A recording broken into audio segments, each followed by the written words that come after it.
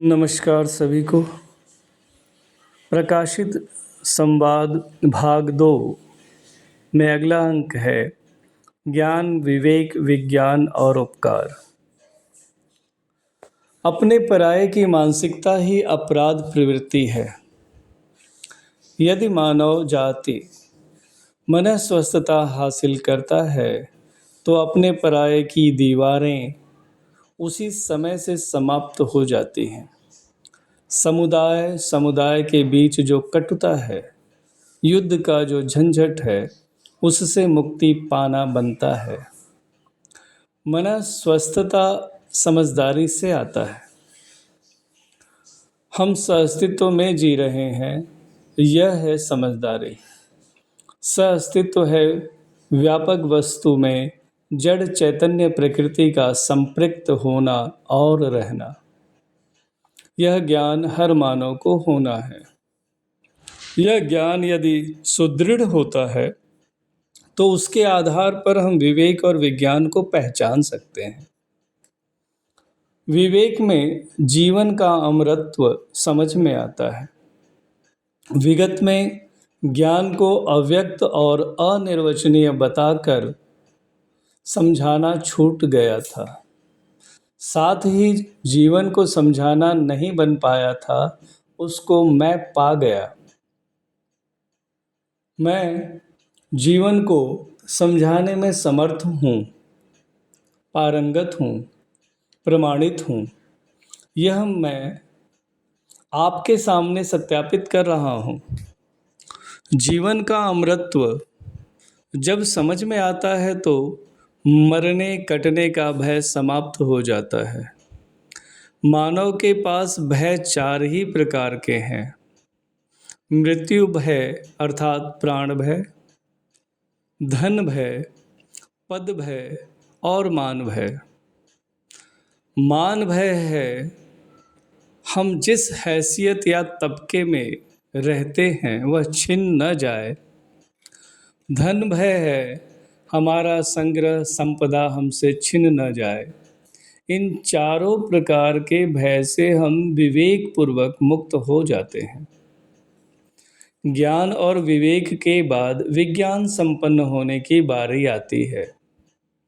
विज्ञान संपन्न होने पर समाधान समृद्धि पूर्वक जीने की अर्हता आती है। यदि हम ज्ञान और विवेक सम्मत विज्ञान से संपन्न होते हैं, उसके अनुरूप विचार और योजना के क्रियान्वयन में लगते हैं, तब समाधान समृद्धि पूर्वक जीने की योग्यता बन जाती है। इस तरह ज्ञान पूर्वक अपने पराये से मुक्ति, विवेक पूर्वक भय मुक्ति और विज्ञान पूर्वक समाधान समृद्धि पूर्वक जीने की योग्यता बन जाती है। ये तीनों बात आपके गले से उतरता है तो यह मानव परंपरा के लिए एक बहुत भारी देन है। यदि यह आपके द्वारा ग्रहण नहीं होता है तो मानव परंपरा के लिए कोई देन नहीं है। ग्रहण होता है या नहीं, इस बात को मैंने छोटी छोटी जगह पर आजमाया। उसी आधार पर इस सम्मेलन में मुझे यह बात कहने को कहा गया है। मेरे बोलने मात्र से हम सार्थक हो गए, ऐसा नहीं है। आप में जब यह स्वीकृत होता है तभी यह सार्थक है। इस तरह अपने पराये से मुक्त, भय मुक्त और समाधान समृद्धि पूर्वक जीने पर उपकार प्रवृत्ति का उदय होता है। समाधान समृद्धि से कम में कोई उपकार नहीं करेगा। अभी तक यह मानते रहे, किसी भूखे को खाना दे दिया तो उपकार कर दिया। किसी के पास कपड़ा नहीं है, उसको कपड़ा दे दिया तो उपकार हो गया। यह गलत हो गया। यह उपकार नहीं है, यह कर्तव्य है। उसी तरह हमारा अड़ोस पड़ोस, गांव, धरती के साथ कर्तव्य बना रहता है। कर्तव्य और उपकार में फ़र्क है। उपकार में दूसरे को अपने जैसा बनाने की बात होती है, जैसे हम समाधानित हैं, समृद्ध हैं, वैसा ही दूसरे को बना देने से उपकार होता है। उसके पहले कोई उपकार नहीं होता।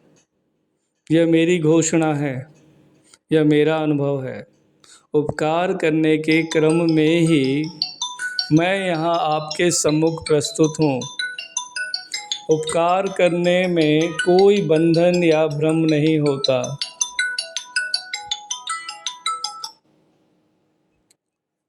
हेलो।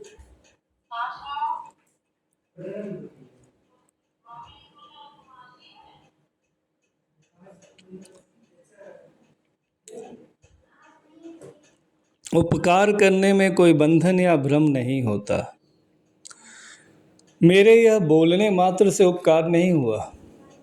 आपकी स्वीकृति पूर्वक उसमें आपकी प्रतिबद्धता होने पर ही उपकार सफल हुआ। वैसे ही आप दूसरे व्यक्ति पर उपकार कर सकते हैं।